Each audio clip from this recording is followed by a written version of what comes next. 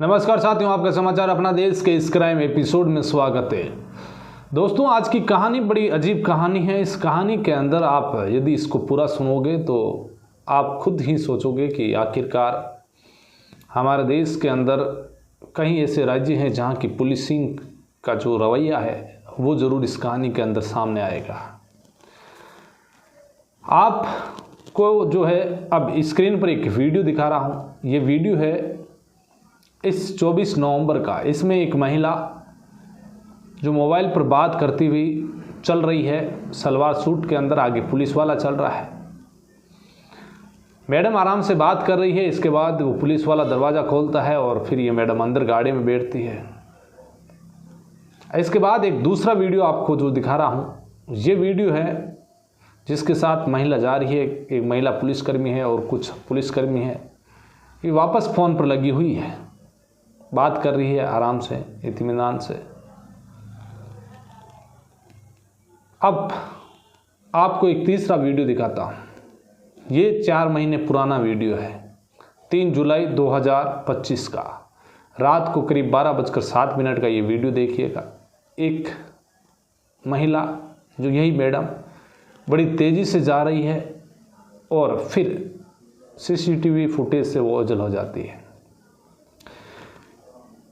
ये मैडम एक जिंदा भूत है, आप हैरान रह जाओगे। यानी कि ये एक जिंदा भूत है।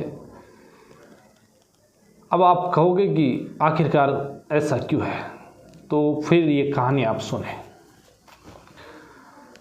बात है इसी 4 जुलाई 2025 की। एक शख्स जिसका नाम रणजीत, इसकी शादी होती है मार्च के महीने में। जब इसकी शादी मार्च के महीने में होती है तो ये मोतिहार, बिहार का रहने वाला, बिहार राज्य के मोतिहारी का रहने वाला ये रणजीत, जिसकी शादी एक लड़की से होती है जिसका नाम गुंजा। इसके पड़ोसी गांव में इसकी शादी होती है। शादी होने के बाद 3 मार्च को जब इसकी शादी हुई, इसके बाद ये आराम से अपने जो है घर पर रह रही है, कोई दिक्कत नहीं है। धीरे धीरे वक्त बीत रहा है, घर वाले अब देख रहे हैं। ऐसी बीच घर वालों को पता चला कि जब रणजीत काम पर चला जाता है तो उनकी जो बहू है वो घंटों घंटों फ़ोन पर लगी रहती है।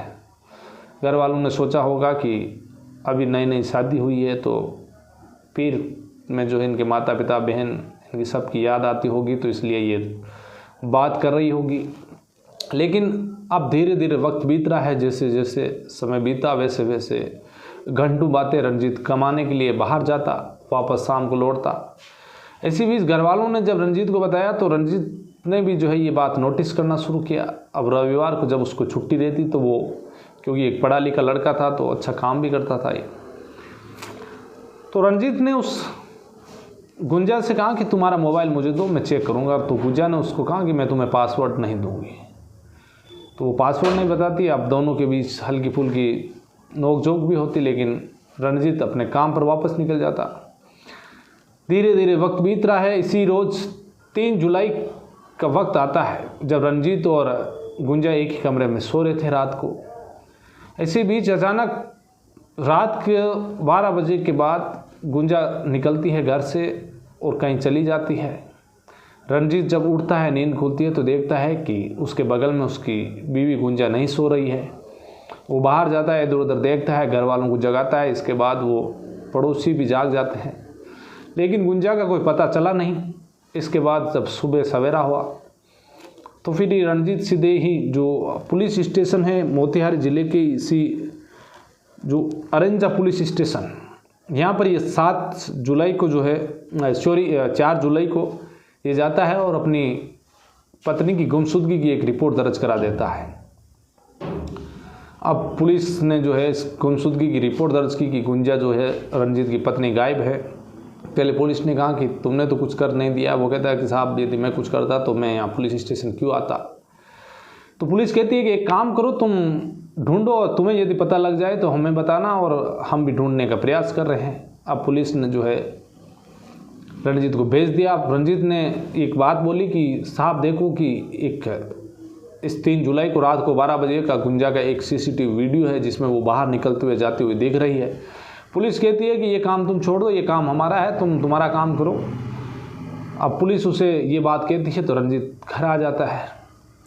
इसी बीच अब 3 दिन बीतते हैं और 7 जुलाई को जब इसके ससुराल वालों को जब पूरी बात का पता चलता है तो ससुराल वाले इसके आते हैं और वो आकर थाने में एक मुकदमा दर्ज कराते हैं। कहते हैं कि साहब, रंजीत ने ही जो है उनकी बेटी को मार दिया है, ये दहेज के लिए उसे परेशान करता था, उससे लड़ता था, झगड़ता था, पीड़ता था, इसीलिए रंजीत ने जो है उनकी बेटी का कत्ल कर दिया है और कहीं ना कहीं उसकी लाश को छुपा दिया है। अब वो झूठ बोल रहा है।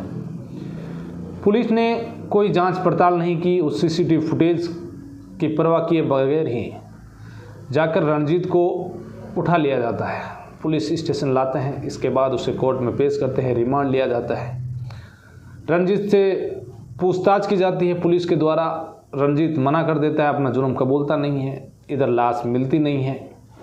इसके बाद पुलिस उसे वापस न्यायालय में पेश करती है और न्यायालय ने जो है उसे न्यायिक हिरासत में भेज दिया जाता है, यानी कि उसे जेल भेज दिया जाता है।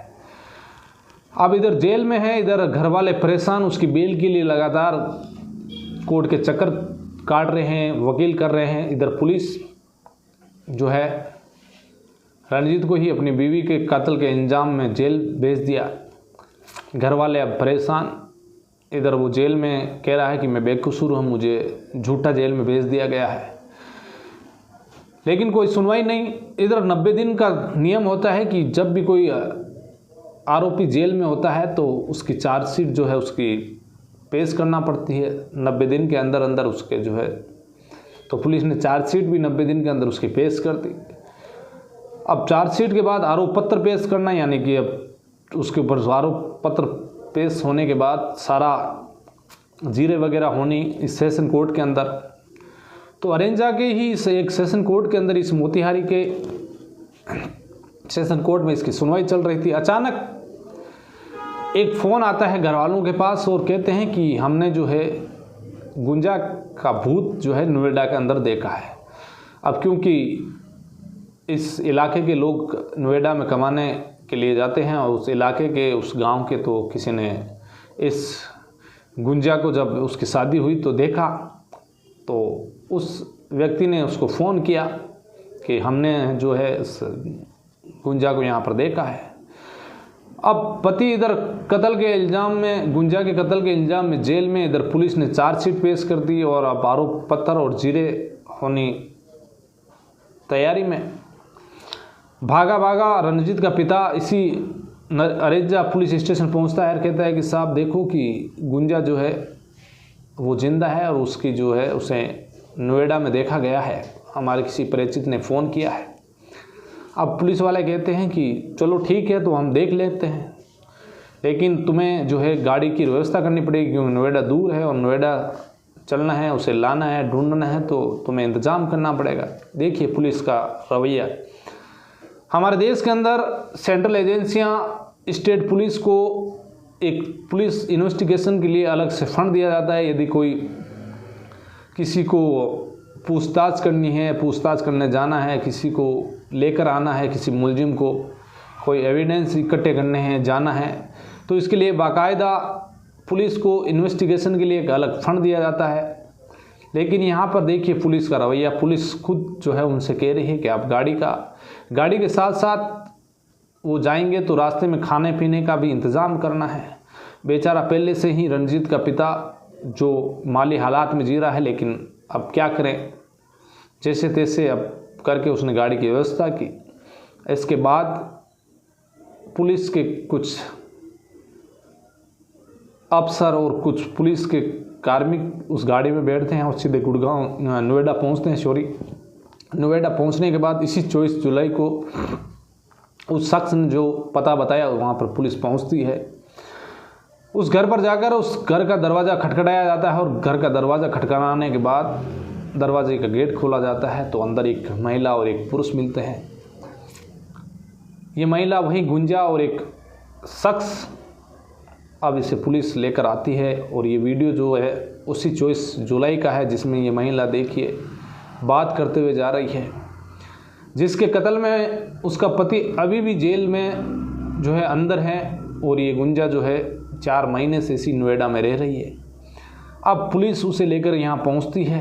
इसके बाद मीडिया कर्मियों ने जब वहाँ के एक अफसर से पूछा गया, पुलिस अफसर से, कि साहब जिस महिला के कत्ल के इल्ज़ाम में रणजीत को जेल भेजा गया है वो जिंदा है, तो आपका क्या कहना है। तो जब उनका बयान सुना गया तो वाकई में हंसी आ गई। हंसी इसलिए आ गई कि साहब ने कहा कि मैंने अभी हाल ही में जो है, जब ये मामला हुआ गुंजा का, तो उस टाइम में मैं जो है इसका पद ग्रहण किया ही था। यानी कि पद ग्रहण करना, यानी कि कोई राजनेता हो जो मंत्री होता है वो पद ग्रहण करता है, लेकिन इसने ये नहीं कहा कि साहब ने ये नहीं कहा कि हमने चार्ज संभाला है। खैर छोड़िए ये बात, तो आप इनका बयान सुनिएगा। सर, जिस लड़की की हत्या के आरोप में पति को आप पुलिस ने जेल भेजा, वो लड़की बरामद होगी, क्या है पूरा मामला? ये हमारे पदभार ग्रहण से पहले का मामला है और इसमें जो लड़की जो गायब हुई उसके माता पिता कहीं पे उनको फ़ोटो वगैरह ये सब प्राप्त हुआ। उसके आधार पर ये थाना पर आके बताए कि हमारी बेटी को ये जो उसके पति हैं और उसके घर वाले लोग उसको मार के गायब कर दिए। तो इसमें उसका जो लड़की है उसका पति जेल चला गया और बाद में इस केस में कुछ ऐसा सूत्र आया, उस पर पुलिस वाले लोग, अनुसंधानक लोग और रेराज थाना लगे हुए थे, जिसमें कि नोएडा से वो लड़की सकुशल बरामद हो गई है और इसमें आगे की प्रक्रिया की जा रही है। लड़की नोएडा में क्या अपने प्रेमी के साथ रह रही थी? जी, प्रेमी के साथ पकड़ाई है। प्रेमी का क्या है? सोनू कुमार। अभी उसमें जांच किया जा रहा है। उसे क्या जेल भेज दिया गया? देख लेते हैं, पुष्टि कर दिया जाए। इसके बाद अब पूरी कहानी इस तरह से सामने आई।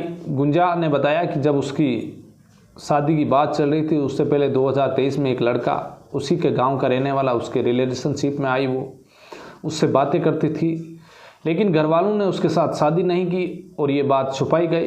इधर रणजीत को भी इस अफेयर का पता नहीं था।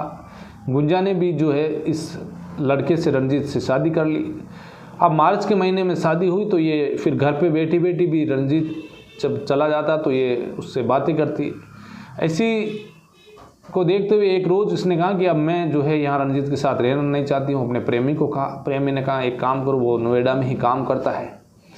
इसके बाद प्रेमी ने बताया उसी तारीख चुनी और 3 जुलाई को ये रात को 12 बजे के आसपास अपने उस कमरे से निकलती है।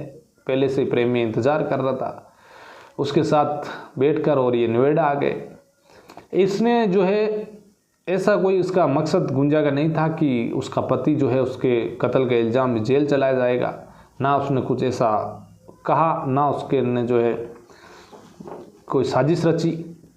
तो कहीं ना कहीं छोटा मोटा इसके ऊपर मामला दर्ज होगा, इसके बाद ये बेल हो जाएगी इन लोगों की। तो लेकिन 4 महीने से एक बेकसूर, जिसका कोई कसूर नहीं, जिसके ऊपर हत्या का इल्ज़ाम लगाकर पुलिस ने जो है उसे जेल भिजवा दिया, उसका पूरा घर उजड़ गया। 4 महीने की उसकी ज़िंदगी जेल में कटी, उसकी भरपाई कौन करेगा। ऐसे पुलिस कर्मी जिन्होंने पूरी चार्जशीट बनाई, एक मोटी, क्योंकि चार्जशीट में ऐसा पूरा पुलिंदा बनता है, कई घंटे बैठकर वो पूरी झूठ लिखी गई रणजीत के खिलाफ कि रणजीत ने जो है उसकी पत्नी का कत्ल किया। ये तो शुक्र है कि ये 4 महीने में मिल गई, यदि और नहीं मिलती तो लंबे टाइम तक रणजीत हो सकता है कि उसे सज़ा भी हो सकती थी।